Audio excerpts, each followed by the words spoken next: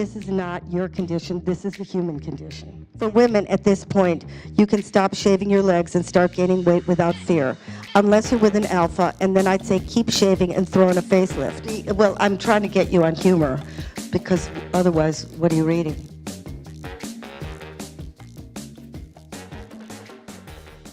Talk about evolution, because that actually is really fundamental to the fact that we're probably not equipped from where we come from to what we're having to deal with in today's world.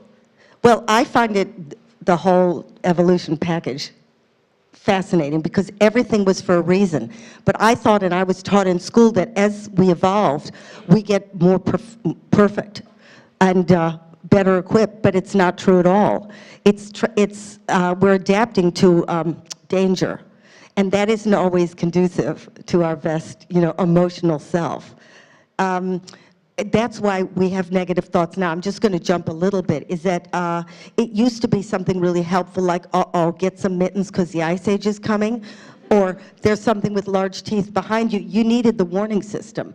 And animals have claws or sharp teeth. We've got our brains, we got thought, which really screws you up. I mean, it's great because you understand what I'm saying, and even they. But the bad news is that we're so wired from being in a world now where you don't just have to know what the neighbor's doing, but our brain is still, part of it is still from 500 million years ago. It just perceives danger. It doesn't know what the danger is. It doesn't understand that something is happening 20,000 miles away. It still gives us an emotional shock. But with this danger, we can't do anything about it. So the cortisol never gets to go down. So we live in a world now where 4 out of 5 thoughts are negative, again, for a reason. But this time, those thoughts are, I'm not pretty enough, I'm not sexy enough, I didn't do enough, nobody likes me. I sent in my photo of what I had for lunch and I got no followers. And they're mundane and it's shameful. But, we're fed so unconsciously that it's spiking that thing that saved us. Learning, you talk about learning, but also there's an element that I've heard you speak in the past about unlearning. There's a whole lot of bad habits that we've picked up as individuals. But again, not your fault. No. We have, the brain has to be habitual. Otherwise, you walk in a room and the sky's the limit. And we have to create a self. Otherwise, why stick around? And we have to have memory, because when you wake up in the morning, you have to know, am I a clown or am I a lesbian? And all the mechanics work, but they also work against you. Do you know? Future and past thinking makes us evolved. On the other hand, it means that I'm always worrying about tomorrow, and I'm always thinking, what did I do in the past, and churning it. So you've devolved from your thoughts to the emotions. And the emotions then came before thoughts, which is because if you had to think, oh my God, there's a Tyrannosaurus Rex, you'd already be gone. They would have swallowed.